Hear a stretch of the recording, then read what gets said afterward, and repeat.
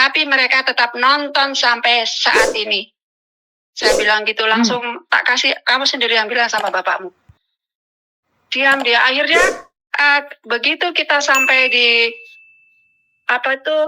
toko buku, saya diusir-usir suruh nunggu di luar di panas-panas gitu. Nggak boleh nunggu di dalam toko Aku tahu, buku. Mbak. Aku tahu banget. Sekali lagi aku tahu banget karena saya pernah bekerja bareng dengan bule-bule selama 5 tahun di restoran. Jadi saya tahu banget. Apa yang sampean derita itu saya pernah. Cuman saya punya saran kesabaran aja. Pada saatnya kamu akan naik melambung lebih tinggi. Tapi saya tidak tahu kekuatan kamu berapa banyak. Jadi memang orang bule itu mandangnya rendah. Jadi jangan sakit hati. Sekali lagi jangan sakit hati. Pas saya itu stok Mbak, sampai 3 kilo berat badan saya sudah turun. Saya udah pengen keluar. Dari awal masuk saya udah bilang ke bos saya yang perempuan. Saya waktu dia mau berangkat ke Perancis, saya bilang, daripada, kan saya mau dititipin di boarding. Saya bilang, daripada kamu titipin saya di boarding, dan nanti imigrasi itu ciduk saya, dan kamu juga kena ciduk, dan kamu kena denda, mendingan kamu finishkan cepat saja, biar saya bisa bekerja dengan orang lain yang lebih aman dan nyaman. Saya bilang gitu. Dia nggak mau. Saya suruh agent saya juga ngomong. Kata dia nggak mau continue.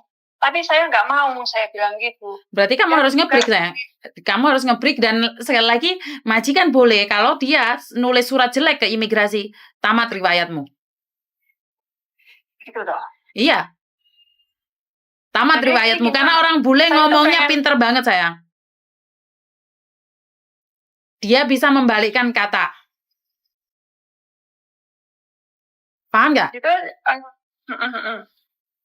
Jadi intinya sampean cuman punya kesabaran. Kalau sampean sudah tidak kuat, ya udah pulang Indonesia aja dulu, ntar balik lagi ke sini.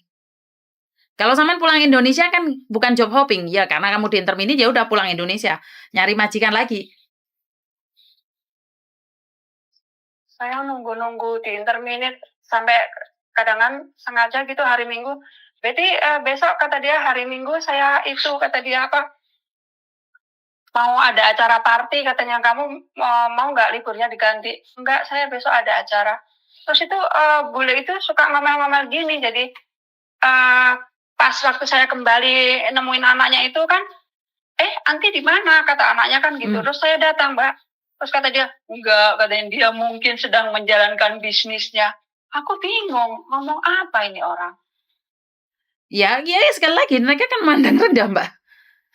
Saya tidak bisa mengatakan apa-apa karena memang memandang ke kalian itu rendah. Jangankan kalian, saya aja dipandang rendah. Sampai akhirnya saya jadi supervisor, sampai jadi asisten manajer, sampai pada akhirnya saya jadi manajer. Mereka itu tidak terima. Intinya mereka tidak suka kamu lebih baik dari dia. Tidak semua. Saya klarifikasi lagi, tidak semua, tapi kebanyakan. Menurut pengalaman saya pribadi. Jadi kemarin ada mbak-mbaknya yang cari majikan bule, saya cuma bilang, ya udah, nggak apa-apa. Dengar kan kamu yang kemarin ada mbak-mbaknya yang cari majikan bule? Sekarang kan itu Mbak, kemarin kan saya udah itu yang mau notice, terus udah mau cari agent kemana, terus itu saya pikir, saya tuh ya itu yang jadi pertanyaan sama saya kan, saya bisa dapat visa apa enggak ya? Dapat visa pasti dapat ya kalau kamu pulang Indonesia, sayang. Iya. Nunggu visanya berapa lama sih Mbak kalau pulang Indonesia? Tergantung nasib, Mbak. Ada yang 2 bulan, ada yang 3 bulan, ada yang 4 bulan. Ini ada anak yang mau pulang Indonesia juga, majikannya sama kayak majikamu, pulang. Sudah tahu kalau nunggu visa di Hong Kong nggak turun, ya udah pulang Indonesia.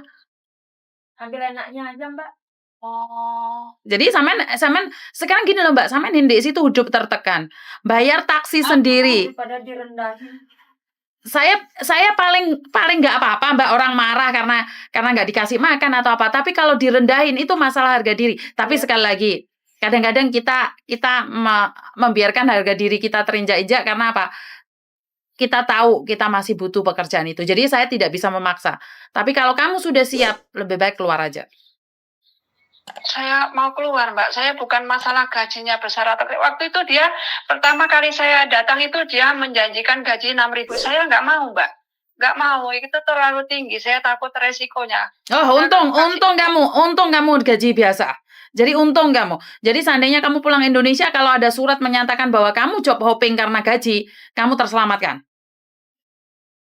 Kamu untung. Tapi dia gajinya dikasihnya 55, Mbak. Yes, nggak apa-apa. Tapi Tapi ya, setidaknya kan dia pernah janji. Lain kali kamu, kalau ada pertanyaan dari imigrasi kan bisa menjelaskan dari versi kamu. iya. Makanya kalau kamu pulang Indonesia nggak apa-apa hubungin aku. Gitu ya, Mbak. Iya, betul. Jadi, Aduh, aku pusing dengarnya. Kamu mana ada anterin anak sekolah bayar taksi sendiri. bayar taksi sendiri itu nyata loh, masih saya simpen resipnya. Saya komplain ke agent. Mbak, aku bilang gitu, ini majikanku ini agak gila. Saya dihukum suruh nganterin anak itu, anaknya 2 loh. Tadinya itu kayak sengaja gitu. Bukan dihukum. Lambat-lambatin Mbak, anaknya. Mbak, sampean pembantu dihukum bayar taksi. No way. No way. Dengar kata-kata saya. Itu anak-anak dia. Yang nggak bisa ngatur bukan kamu. Itu bukan tanggung jawab kamu ngatur anak. Kamu cuman bisa memberitahu dia, mengajak dia, memerintah dia kalau dia mau. Kamu tidak ada kewajiban memaksa anak majikan melakukan sesuatu. Di sini aku sangat marah sekali saat ada pembantu dihukum gara-gara kesalahan anak-anak. Ini sangat tidak adil. Mbak, waktu pertama kali saya masuk itu saya histeris dan stres. Anaknya itu, anak saya biasa jaga anak itu kayak putri, semua manut gitu, nggak ada yang nakal-nakalnya aneh-aneh. Ini benar-benar nakalnya kayak Tarzan. Kan anak bule, Mbak. Anak bule, Mbak Cinta. Ada tetap rumah. Iya. Nakalnya Mbak naik di atas jendela. Kakaknya dikencingin kepalanya dari atas jendela. Saya jerit-jerit itu malah ditanya sama bos saya. Kenapa teriak-teriak? Itu anakmu aneh sekali, nakal sekali. Aku bilang, kakaknya dikencingin dari atas. Kata kakaknya, itu biasa. Hah? Aku bilang, udah itu minum dari keran itu loh, Mbak. Ngocorin mulutnya dari keran. Ya Allah, saya benar-benar, ya Allah, orang apa nggak diajari etika ya? Minum dari ceret, itu dikokopin gitu. Saya lihat-lihat semuanya. Oke. Adat istiadat orang beda-beda. Oke. Jangan stres gara-gara orang lain. Aku aja marah karena kamu didenda naik taksi. Dan itu menurutku tidak wajar. Oke. Jadi sekarang tanya pribadimu kalau kamu sudah siap pulang Indonesia. Karena jawabannya cuma satu. Kamu harus pulang. Pulang gitu ya. Tapi kalau pulang dapat visa atau ya? Iya. Ya harus dapat dong. Masa pulang Indonesia nggak dapat ya ntar kita nanya-nanya loh. Satu lagi, Mbak. Apa lagi? Satu lagi mau nanyanya kan, mumpung bisa nanya. Iya, soalnya telepon mau masuk. Oke, kelihatan. Dengarkan kamu tutut itu telepon masuk sebenarnya.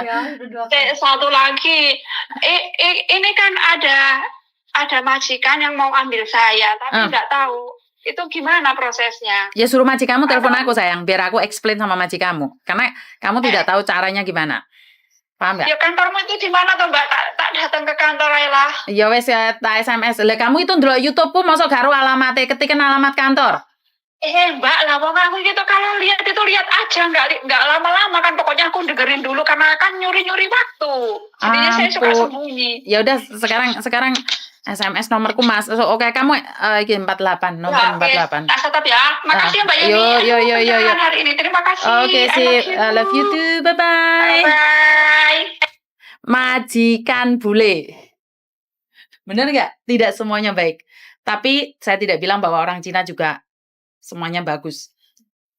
Saya sendiri bukan orang bagus, jadi sama-sama belajar.